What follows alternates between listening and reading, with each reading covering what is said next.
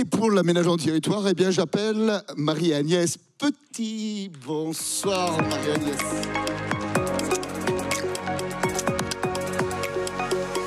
Bonsoir, Marie-Agnès. Vous allez bien? Ça va, Christophe, et vous?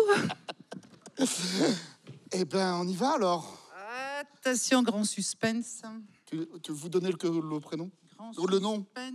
Pour ce trophée de l'aménagement du territoire, on va plutôt partir sur l'est du département. Non.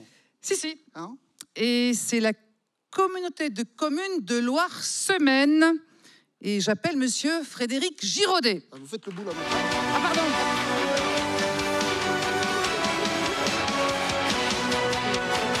Monsieur Giraudet.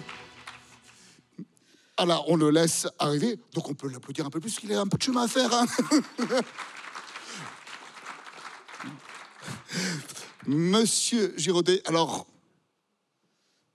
vous faites pas mal, parce que vous savez que... Hein, voilà, merci beaucoup. Je vous laisse... Bonsoir à toutes et à tous. Alors, je vous laisse. Frédéric Giraudet, vous êtes président, donc, on l'a dit, de la communauté de communes Loire-Semaine. Vous êtes aussi maire de Saint-Just-Malmont.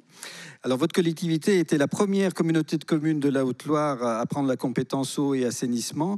Vous gérez et mutualisez à l'échelle des 7 communes la gestion des stations d'épuration, l'assainissement et l'eau potable. Alors, cette compétence eau et assainissement, si j'ai bien compris, elle sera obligatoire dès 2026. Et vous avez anticipé puisque vous avez pris la compétence depuis 2018. Alors, si j'ose dire, pourquoi vous avez demandé l'appel ? Déjà, cette compétence était rendue obligatoire par la loi NOTRe de 2015, donc rendue obligatoire en 2020. Donc, on a plutôt choisi d'être acteur plutôt que de subir, parce que lorsqu'on fait les choses dans la précipitation, on les subit plus qu'on les anime, les choses. Donc, c'est pour cela aussi qu'on a décidé de prendre cette compétence. Alors, on a décidé de le faire parce que les planètes étaient aussi alignées. C'est un travail d'équipe qu'on a mené. J'ai pu compter aussi sur une certaine vision. J'avais des élus, à cette époque-là, c'est vrai qu'on avait des élus qui avaient comme l'a dit Pierre Lueger tout à l'heure, c'est bien de gérer le quotidien, mais c'est bien aussi d'avoir une vision pour le territoire, pour les décennies qui viennent. Et c'est vrai que j'ai pu compter sur des alliés fidèles qui m'ont beaucoup aidé dans cette prise de compétence. Je citerai l'ancien maire de Saint-Ferriol, qui est là, Jean-Paul Lagnier, qui sévit aujourd'hui à la communauté de communes des Sucs, dans la commune de Saint-Maurice-de-Lignon. Mais également, je le tenais aussi à le faire, Jo Champavert, notre regretté maire de Saint-Victor-Maliscourt, qui nous a beaucoup aidé aussi dans la mise en place de cette compétence au niveau juridique et financier. Donc c'est un travail d'équipe, d'élus et d'équipe au niveau des élus et au niveau des services. J'allais dire, c'est plutôt une politique plutôt courageuse, puisque l'eau, bon, même si on sait que c'est une denrée rare et c'est un bien universel, mais dans la population, on en parle peu en fait de l'eau. On ouvre notre robinet, mais après, bon, on se fiche un peu de comment ça se passe, quoi. Tout à fait. En tant que maire, j'ai eu la joie, le grand bonheur, comme tous les maires, d'inaugurer une école, d'inaugurer ce sont des choses qui se voient. Un espace culturel, c'est des choses qui se voient. C'est pour ça que ce prix, c'est un grand honneur déjà de le recevoir des mains de Marie-Agnès Petit, au titre de l'aménagement du territoire, parce que enfin une action qui est valorisée, qui ne se voit pas beaucoup, c'est du travail de fond. Et pourtant, l'eau est un bien précieux, un bien commun, un bien universel. Et je peux vous dire que c'est extrêmement important de travailler sur ces compétences. Pourquoi ? Parce que ça permet aussi une certaine solidarité qu'on peut avoir au niveau des communes.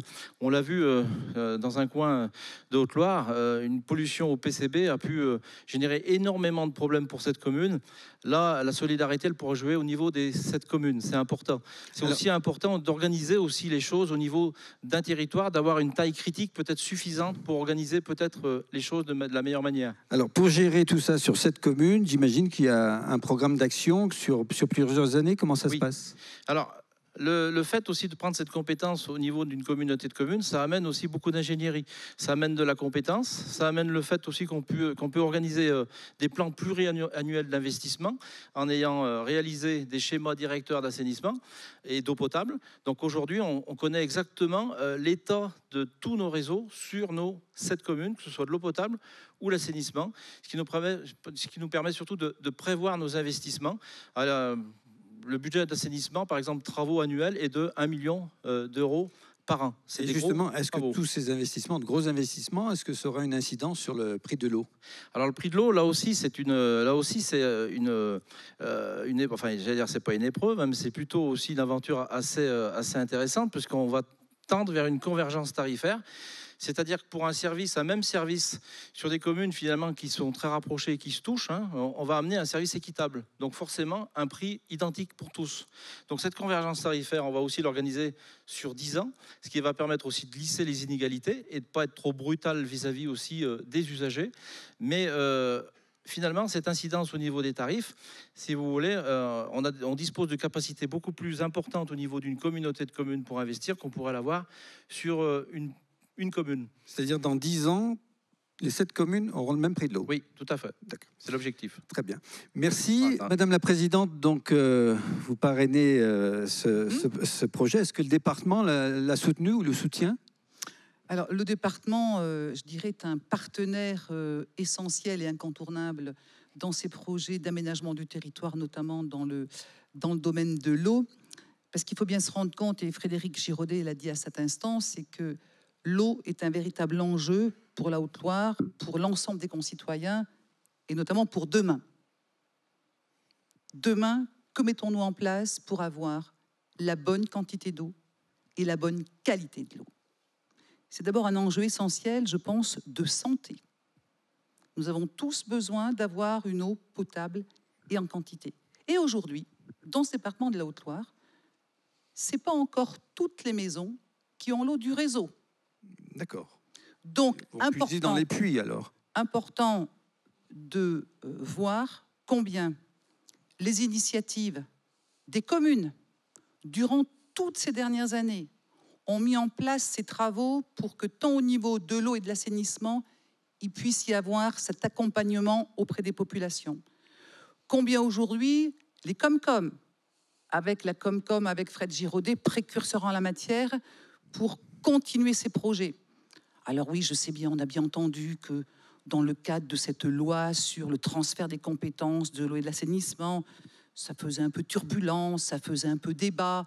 Forcément, il n'empêche que, demain, il faut bien veiller, quel que soit le portage de la commune de la Comcom, à ce qu'il y ait encore toujours un tant soit peu d'efficacité, de proximité, service après-vente, important, et aussi bien sûr un coût modéré pour nos populations. Alors, il y a l'eau, vous en avez parlé. Est-ce que le département collabore avec les communes pour les aider sur divers projets? Tous les jours. Tous les jours. Tous les jours. D'ailleurs, je vais avoir l'ensemble des maires de ce département de la Haute-Loire le 9 décembre prochain pour une réunion de travail pour bien voir avec eux de quelle manière cette collectivité peut les accompagner dans leurs projets. Et quand vous parlez d'aménagement du territoire, je crois que c'est juste tous ces puzzles qui font que aujourd'hui, comme demain, et surtout demain, dans ce département de la Haute-Loire, nous pourrons bien vieillir, nous pourrons bien grandir, nous aurons une Haute-Loire accessible, nous aurons valorisé nos richesses, bien sûr avec l'enjeu sur l'eau. C'est ça, l'ensemble de ces puzzles de l'aménagement du territoire. Et d'ailleurs, les lauréats, depuis tout à l'heure et dans un instant, le prouvent à chaque seconde. Alors, vous occupez le fauteuil de présidente du département depuis le mois de juillet dernier. C'est une collectivité que vous connaissez bien, puisque vous êtes élu depuis 2008, je crois. Et est-ce que vous pensez que c'est difficile de gérer une collectivité comme la vôtre? Parce qu'on sait qu'à un moment donné, on a voulu les supprimer. Est-ce que vous avez toujours cette crainte ou... Vous avez raison de préciser qu'il y a 4 ou 5 ans, les départements ont failli ne plus exister. Eh bien, je crois que la turbulence sanitaire avec la crise du Covid-19 a juste démontré l'inverse. Donc, longue vie au département. On avait besoin de ce département comme un échelon de proximité et surtout, cette collectivité départementale en partenariat avec les élus locaux. Remettre l'élu au centre du village, j'y tiens. Et je trouve que ce partenariat avec les maires, avec l'ensemble des acteurs, y compris les acteurs économiques, c'est un enjeu important pour que demain, cette Haute-Loire soit attractive avec ce faire ensemble que j'aime beaucoup.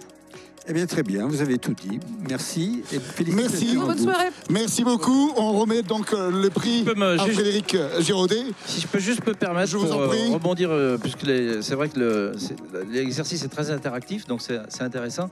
J'ai oublié de dire quelque chose d'extrêmement important, c'est les interconnexions de réseau. Aujourd'hui, par exemple, sur la communauté de communes, nous avons 2 communes, soit 5000 habitants, qui ne disposent que d'une seule ressource en eau. Donc la situation peut vite devenir périlleuse ou tendue pour ces 2 communes. Donc on va travailler d'arrache-pied, justement pour sécuriser aussi cette ressource en eau. Ça fait partie aussi des objectifs de la prise de compétences. En travaillant sur un bassin versant, sur une échelle beaucoup plus large, on peut réfléchir de manière beaucoup plus efficace à ces interconnexions de réseau. Je crois qu'on fera un trophée sur Allez, l'eau. et que l'eau coule et soit interconnectée. Bravo. Voilà. Yes, merci. Bravo à toi. S'il vous plaît, on regarde le photographe. Je vous l'avais dit, Dominique, hein, Marie-Agnès Petit, Frédéric Giraudet, c'est 2 bavards. Eh ben oui, on a explosé le On a dépassé notre temps. Ah ouais. Bah, c'est votre faute, c'est vous qui posez les questions. Hein, nous, on fait juste que répondre. Oui, mais c'est vous qui faites des réponses longues. Merci beaucoup et félicitations encore.